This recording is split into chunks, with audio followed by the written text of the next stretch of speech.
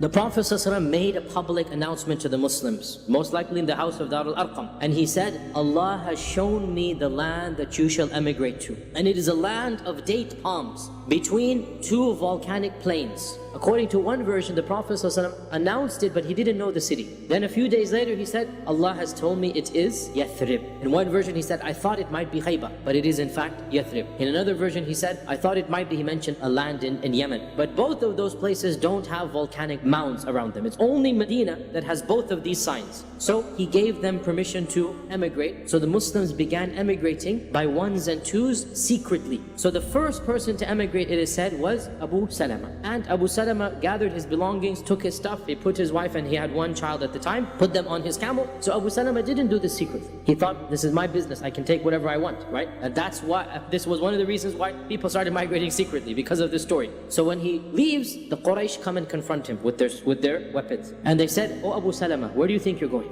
He says, I'm going to Yathrib. What business is it of yours? I have a free man, I'm allowed to go. So they said, as for you, we have no right. As for your wife, she is ours. She's a Qurashi. And we will not let you take her or her son, because he is our son now. And so they forced him to leave his wife and child, and they expelled him without anything. When Abu Salama's tribe found out that he had been treated this way, their Jahiliyyah got the better of them as well. And they marched to the Quraysh and they said, as for the lady, she's yours, but this boy is ours. They picked up the boy to take him, and the Quraysh held on, and it became a tug of war with a 2-year-old until his hand was dislocated. And Salama cried out that let them take the boy. So Abu Salama's tribe took the baby, Salama's left with the Quraysh, and Abu Salama goes to Medina. And Salama is narrating the story herself. She said, for more than 16 months, every day, year and a half, I would go to Al-Batha, which is the farthest place outside of Mecca that is still within view of the city, right? Crying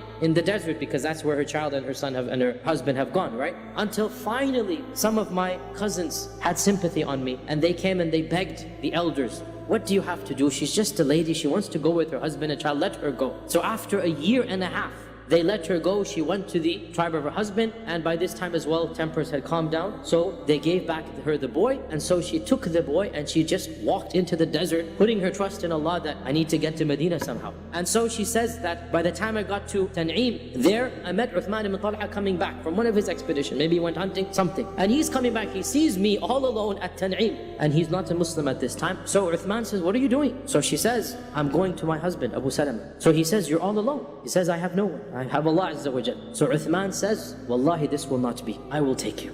Salama says that I don't think there is any more noble gentleman amongst all of the Arabs than Uthman. He walked the entire way and he led the camel from Mecca to Medina, and he didn't say a word to me, but when it was time to stop, he would tell the camel to come down, and he would go forward and turn his back on me. When I would get down, he would put me under the tree, let me sleep, and he would sleep by the camel. And then in the morning I would get back on the camel, and we proceeded this way, all the way from Mecca to Medina, until finally when I could see the houses of Yathrib, basically, he said, your husband is over there, and he then let me go on the camel. This is at least a 2-week journey, one way. On the way back, he doesn't even have a camel. This is Uthman ibn Talha. Also, there's many other stories as well about this early immigration and the problems that people suffered. Suhaib al-Rumi. Suhaib decides to leave as well. It looks like he tried to leave surreptitiously, but eventually his news spread. The militia from the Quraysh marched outside of the city and surrounded him. Suhaib was armed. He pulled out his bow and his arrow, and he said, O people of Quraysh, I have 40 bows in my quiver, and I swear by Allah that none of you will get to me until I've used all 40. And then when you get to me, here is my sword,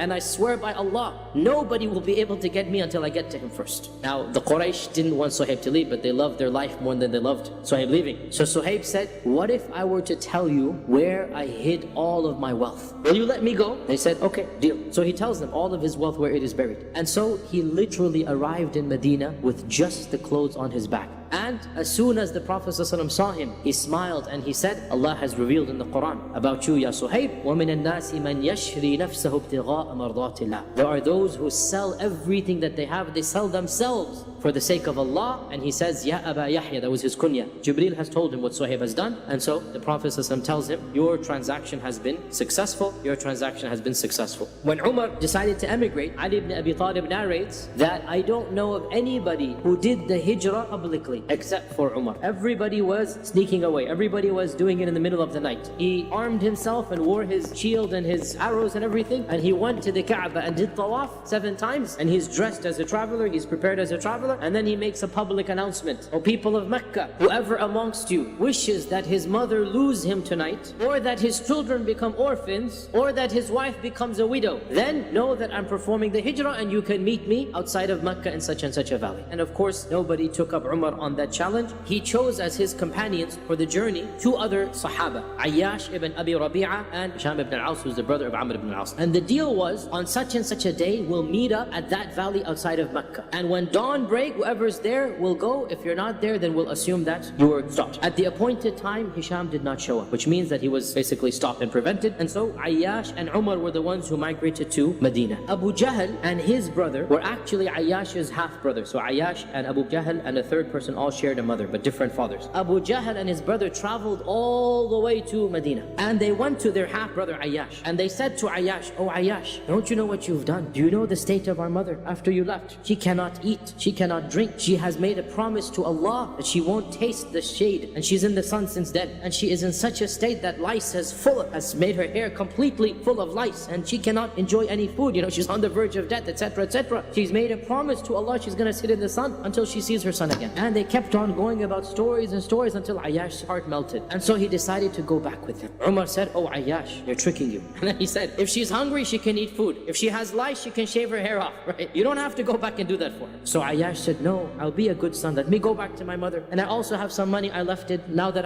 everything is secure here, I can bring the money back with me. Umar said to him, if it's money, wallahi, I'll give you all that you have. Don't go. And they kept on insisting that, no, come back. Your mother needs you, this and that. And so Ayyash's heart became soft for his mother. So Umar pulled him aside and said, hey, look, if you're going to go, take my camel. Because my camel is stronger and faster than theirs. And if you find any treachery, ride back immediately to Medina. And then eventually, as the road goes on, they start chit-chatting. You know how it goes in the safar, you open up and they're laughing and joking. Abu Jahl then says, oh, looks like my camel is weary and tired. Why don't we just ride on yours because it is stronger? And so Ayyash doesn't realize that this is a trap. So he makes the camel sit down. As soon as he do this, they jump on him. And they tie him up and they make him a prisoner. And they carry him back to Medina as a prisoner. And they march him around Mecca saying, this is how we treat our fools. So they bring Ayyash back and he discovers that Hisham, the one they were supposed to meet, is also being held prisoner. So he gets thrown into the dungeon with Hisham. And the Prophet ﷺ eventually migrates to Medina. His first dua qunut was about Hisham and Amr, Ayyash and all of these people. And he would say, Oh Allah, save Ayyash. Oh Allah, save Sahabah ibn Hisham. Oh Allah, save the mustad'afin. Oh Allah, send your punishment upon the Quraysh. And he kept on asking the Muslims, who will volunteer to save Ayyash? Until finally, Al-Walid ibn al-Walid, Khalid ibn al-Walid's older brother, he said, I will do it, Ya Rasulullah. And so he traveled to Mecca, entered it in the middle of the night, and Allah Azza wa Jalla blessed him to basically find out where this dungeon was because it's not public knowledge. And in the middle of the night, he broke into the dungeon and he cut the bonds of Ayyash and Hisham and saved and rescued them and brought them back to Medina. And the point that we need to underscore, the Prophet ﷺ was really one of the last, if not the last, adult Muslim to emigrate to Medina. The only people left after the Prophet ﷺ were some of the women and children, such as the family of Abu Bakr, such as Ali. Otherwise, basically all of the adults had migrated before.